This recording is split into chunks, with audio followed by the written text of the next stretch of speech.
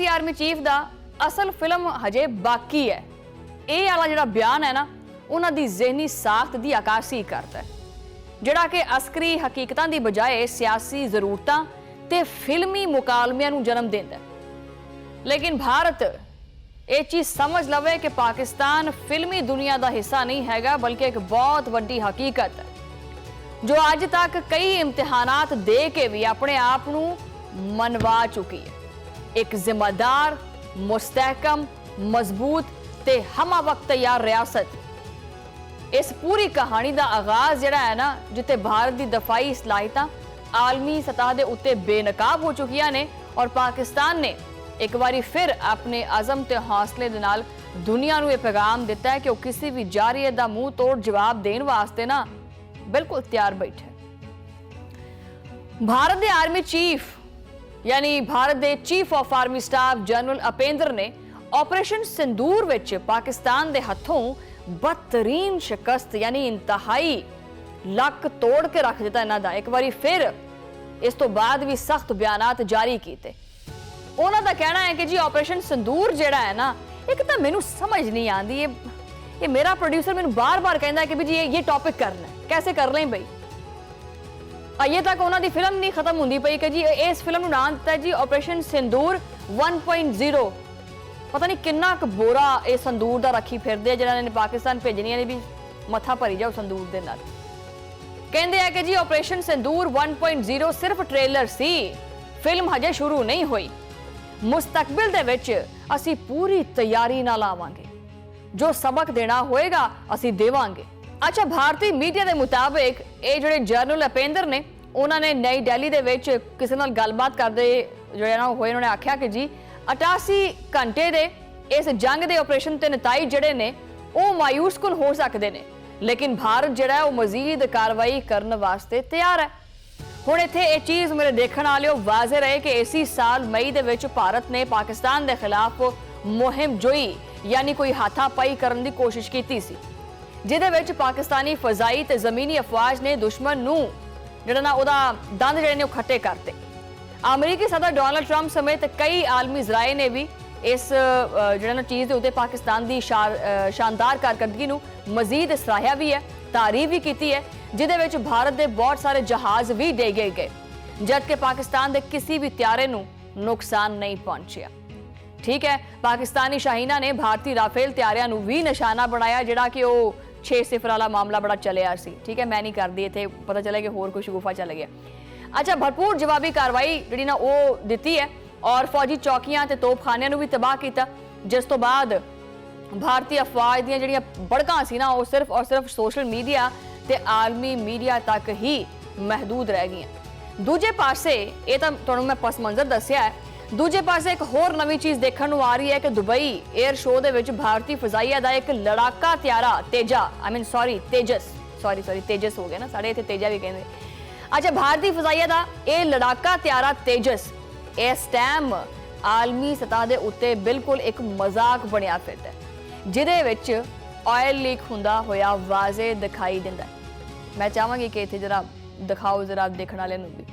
अच्छा, जिहदे विच भारत की दफाई सलाहियतां नूं एक बारी फिर बेनकाब जिहड़ा ना त्यारा करदा है।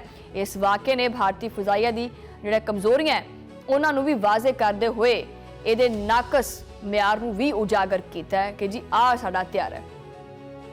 भारत खैर इस खराबी नूं आरजी तौर पर बंद करने वास्ते एक शॉपिंग बैग का सहारा भी लैंदा है, जो कि भारतीय फजाइया की एक बदतरीन म्यार की अकासी भी करता है कि भी तेल रोकण वास्ते शॉपिंग बैग ला दिता। इस मंजर ने न सिर्फ भारतीय फजाइया की साख जिहड़ी है ना उन्होंने शदीद नुकसान पहुंचाया, बल्कि भारत के जंगी जनून नूं भी आलमी सतह के उत्ते मजीद तनकीद का निशाना भी बनाया। आलमी सतह के उत्ते भारत की जंगी ताकत के दावे ते दावे दे विच हकीकत वाजे फर्क जाहिर करती है। भारतीय फजाइया के नाकस म्यार ते गैर महफूज त्यारे हुण 12 आलमी सतह के उत्ते बेनकाब हो चुके हैं और इस वाक़े ने एक बार फिर उन्हां दावियां नूं भी मुस्तरद किया है जिहड़ा कि भारत दे विच अपनी फजाइया की ताकत के हवाले नाल करदा रहिंदा है कि भी असी बड़ी शै। इस तो पहले भी भारत ने पाकिस्तान के खिलाफ अपनी दफाई सलाहियतां दा मुजाहरा करने की कोशिश की सी, लेकिन इस तरह के वाकयात ने भारत की हकीकत नूं दुनिया के सामने हमेशा नंगा ही किया। ਇਸ ਤੋਂ ਇਹ ਚੀਜ਼ ਸਾਬਤ ਹੁੰਦੀ ਹੈ ਕਿ ਜੰਗੀ ਜਨੂਨ ਤੇ ਬੜਕਾਂ ਇਹ ਬੇਬੁਨਿਆਦ ਹੋ ਸਕਦੀਆਂ ਨੇ, ਜਦਕਿ ਤੁਹਾਡੀ ਅਸਕਰੀ ਸਲਾਹੀਅਤ ਹਕੀਕਤ ਦੇ ਵਿੱਚ ਉਹਦਾ ਮਿਆਰ ਕੁਝ ਹੋਰ ਹੀ ਦੱਸਦੀਆਂ ਨੇ। ਪਾਕਿਸਤਾਨ ਨੂੰ ਗਿੱਦੜ ਪੱਪੀਆਂ ਦੇਣ ਵਾਲੇ ਇਸ ਭਾਰਤ ਦੀ ਦਫਾਈ ਸਨਅਤ ਦੀ ਕਮਜ਼ੋਰੀ ਦਾ ਪਰਦਾ ਚਾਕ ਤਾਂ ਹੋ ਚੁੱਕਿਆ ਹੈ। ਹੁਣ ਦੁਨੀਆ ਜਾਣ ਚੁੱਕੀ ਹੈ ਕਿ ਭਾਰਤ ਦੀ ਫਜ਼ਾਈਆ ਤੇ ਦਫਾਈ ਸਲਾਹੀਅਤਾਂ ਦੇ ਵਿੱਚ ਹੁਣ ਕੁਝ ਵੀ ਬਿਹਤਰੀ ਨਹੀਂ ਹੈਗੀ, ਉਹ ਨਾ ਬਿਹਤਰ ਕਰਨ ਦੀ ਜ਼ਰੂਰਤ ਹੈ। ਤੀਜੇ ਪਾਸੇ ਅਮਰੀਕਾ ਨੇ ਇੱਕ ਬਹੁਤ ਵੱਡੇ ਕ੍ਰੈਕਡਾਊਨ ਦੇ ਤਹਿਤ 200 ਭਾਰਤੀ ਸ਼ਹਿਰੀਆਂ ਨੂੰ ਭਾਰਤ ਵਾਪਸ ਭੇਜ ਦਿੱਤਾ ਹੈ, ਜਿਹਦੇ ਵਿੱਚ ਬਦਨਾਮੇ ਜ਼ਮਾਨਾ ਗੈਂਗਸਟਰ ਅਨਮੋਲ ਬਿਸ਼ਨੋਈ ਤੇ ਪੰਜਾਬ ਦੇ ਵਿੱਚ ਮਤਲੂਬ 2 ਫਰਾਰ ਮੁਲਜ਼ਮਾਨ ਵੀ ਸ਼ਾਮਿਲ ਨੇ। ਇਹਨਾਂ ਅਫਰਾਦ ਦੇ ਵਿੱਚ 197 ਗੈਰ ਕਾਨੂੰਨੀ ਤੌਰ ਤੇ ਅਮਰੀਕਾ ਵਿੱਚ ਮੁਕੀਮ ਅਫਰਾਦ ਵੀ ਸ਼ਾਮਿਲ ਨੇ। ਗੈਂਗਸਟਰ ਅਨਮੋਲ ਬਿਸ਼ਨੋਈ ਦਾ ਇਨਕਸ਼ਾਫ ਜਿਹੜਾ ਨਾ ਉਹ ਭਾਰਤੀ ਮੀਡੀਆ ਦੇ ਮੁਤਾਬਿਕ ਉਹ ਇਹ ਸਾਹਮਣੇ ਆਇਆ ਕਿ ਜੀ ਅਨਮੋਲ ਬਿਸ਼ਨੋਈ ਜੋ ਕਿ ਭਾਰਤ ਦੇ ਮਸ਼ਹੂਰ ਗੈਂਗਸਟਰ ਲੀਡਰ, ਇੱਕ ਮਸ਼ਹੂਰ ਗੈਂਗ ਲੀਡਰ ਵੀ ਹੈਗਾ, ਬੜਾ ਚੱਲਿਆ ਸੀ ਪਿਛਲੇ ਦਿਨੋਂ, ਲਾਰੈਂਸ ਬਿਸ਼ਨੋਈ। ਇਹ ਜਿਹੜਾ ਅਨਮੋਲ ਬਿਸ਼ਨੋਈ ਹੈ ਇਹ ਲਾਰੈਂਸ ਬਿਸ਼ਨੋਈ ਦਾ ਛੋਟਾ ਭਰਾ ਹੈ। ਇਹ ਵੀ ਮੁਤਾਦਿਦ ਸੰਗੀਨ ਜਰਾਇਮ ਦੇ ਵਿੱਚ ਜਿਹੜਾ ਨਾ ਉਹ ਮਤਲੂਬ ਹੈ ਔਰ ਇਹਦੇ ਉੱਤੇ ਸਾਬਕ ਭਾਰਤੀ ਵਜ਼ੀਰ ਬਾਬਾ ਸਦੀਕ ਦੇ ਕਤਲ ਤੇ ਅਦਾਕਾਰ ਸਲਮਾਨ ਖਾਨ ਦੇ ਘਰ ਦੇ ਬਾਹਰ ਫਾਇਰਿੰਗ ਕਰਨ ਵਰਗੇ ਜਿਹੜੇ ਮੁਕੱਦਮਾਤ ਨੇ ਇਹ ਵੀ ਦਰਜ ਨੇ। ਤਹਿਕੀਕਾਤ ਇਹ ਵੀ ਦੱਸਦੇ ਨੇ ਕਿ ਅਨਮੋਲ ਬਿਸ਼ਨੋਈ ਨੇ ਅਪ੍ਰੈਲ ਦੇ ਵਿੱਚ ਜਾਲੀ ਪਾਸਪੋਰਟ ਇਸਤੇਮਾਲ ਕਰਦੇ ਹੋਏ ਭਾਰਤ ਤੋਂ ਫਰਾਰ ਹੋਣ ਤੋਂ ਬਾਅਦ ਅਮਰੀਕਾ ਤੇ ਕੈਨੇਡਾ ਦੇ ਦਰਮਿਆਨ ਜਾਲੀ ਰੂਸੀ ਦਸਤਾਵੇਜ਼ਾਂ ਦੇ ਉੱਤੇ ਸਫ਼ਰ ਕੀਤਾ। ਇਸ ਦੌਰਾਨ ਇਹਦਾ ਭਰਾ ਲਾਰੈਂਸ ਬਿਸ਼ਨੋਈ ਬੈਰੂਨੇ ਮੁਲਕ ਬਹਿ ਕੇ ਗੈਂਗ ਦੀਆਂ ਸਰਗਰਮੀਆਂ ਵੀ ਚਲਾਉਂਦਾ ਰਿਹਾ। ਅਮਰੀਕੀ ਹੁਕਾਮ ਨੇ ਗੁਜ਼ਸ਼ਤਾ ਸਾਲ ਕੈਲੀਫੋਰਨੀਆ ਦੇ ਵਿੱਚ ਅਨਮੋਲ ਬਿਸ਼ਨੋਈ ਨੂੰ ਫੜ ਲਿਆ, ਯਾਨੀ ਫੜਨਾ ਇਸ ਤੇ ਆਇਆ ਕਿ ਨਜ਼ਰ ਰੱਖਣਾ ਸ਼ੁਰੂ ਕਰਤੀ ਉਹਦੇ ਉੱਤੇ, ਉਹਦੀ ਨਿਗਰਾਨੀ ਜਿਹੜੀ ਹੈ ਨਾ ਉਹ ਸ਼ੁਰੂ ਕਰ ਦਿੱਤੀ। ਫਿਰ ਨਿਗਰਾਨੀ ਤਾਂ ਸ਼ੁਰੂ ਕਰ ਦਿੱਤੀ ਵੀ ਇਹ ਬੰਦਾ ਕਰਦਾ ਕੀ ਹੈ, ਇਹਦੀਆਂ ਸਰਗਰਮੀਆਂ ਕੀ ਹੈ। ਬਾਅਦ ਦੇ ਵਿੱਚ ਉਹਨੂੰ ਹਿਰਾਸਤ ਵਿੱਚ ਲੈ ਕੇ ਉਹਨੂੰ ਡਿਪੋਰਟ ਵੀ ਕਰ ਦਿੱਤਾ ਗਿਆ। ਭਾਰਤੀ ਮੀਡੀਆ ਦਾ ਇਹ ਕਹਿਣਾ ਹੈ ਕਿ ਅਮਰੀਕੀ ਹੁਕਾਮ ਨੇ ਮੁਲਜ਼ਮ ਦੀ ਮੁਲਬਦਰੀ ਦੀ ਇਤਲਾਹ ਤਾਜ਼ਾ ਹੀ ਬਾਬਾ ਸਦੀਕ ਦੇ ਖਾਨਦਾਨ ਨੂੰ ਦਿੱਤੀ ਹੈ। ਬਾਬਾ ਸਦੀਕ ਦੇ ਅਹਿਲੇ ਖਾਨਾ ਨੇ ਅਮਰੀਕੀ ਹੁਕਾਮ ਨੂੰ ਆਪਣੀ ਕਾਨੂੰਨੀ ਦਰਖਾਸਤ ਦਾਇਰ ਕੀਤੀ ਸੀ, ਜਿਹਦੇ ਨਤੀਜੇ ਵਿੱਚ ਅਨਮੋਲ ਬਿਸ਼ਨੋਈ ਦੀ ਮੁਲਬਦਰੀ ਦੀ ਕਾਰਵਾਈ ਕੀਤੀ ਗਈ। ਉਹਨਾਂ ਦਾ ਮੁਤਾਲਬਾ ਹੈ ਕਿ ਅਨਮੋਲ ਬਿਸ਼ਨੋਈ ਨੂੰ ਦਿੱਲੀ ਪਹੁੰਚਦੇ ਹੀ ਫੌਰੀ ਤੌਰ ਤੇ ਨੱਪ ਲਿਆ ਜਾਏ, ਯਾਨੀ ਗ੍ਰਿਫਤਾਰ ਕਰ ਲਿਆ ਜਾਏ। ਇਸ ਵਾਕਿਏ ਨੇ ਭਾਰਤ ਦੇ ਵਿੱਚ ਮੌਜੂਦ ਗੈਂਗਸਟਰਸ ਦੇ ਆਲਮੀ ਨੈਟਵਰਕ ਤੇ ਉਹਨਾਂ ਦੇ ਗੈਰ ਕਾਨੂੰਨੀ ਤਰੀਕਿਆਂ ਨੂੰ ਬੇਨਕਾਬ ਵੀ ਕਰ ਦਿੱਤਾ ਹੈ, ਜਦਕਿ ਅਨਮੋਲ ਬਿਸ਼ਨੋਈ ਦੀ ਮੁਲਬਦਰੀ ਨੇ ਅਮਰੀਕਾ ਦੇ ਕਾਨੂੰਨ ਨਾਫਜ਼ ਕਰਨ ਵਾਲੇ ਇਦਾਰਿਆਂ ਦੀ ਕਾਮਯਾਬ ਕਾਰਵਾਈਆਂ ਦਾ ਸਬੂਤ ਵੀ ਦਿੱਤਾ ਹੈ।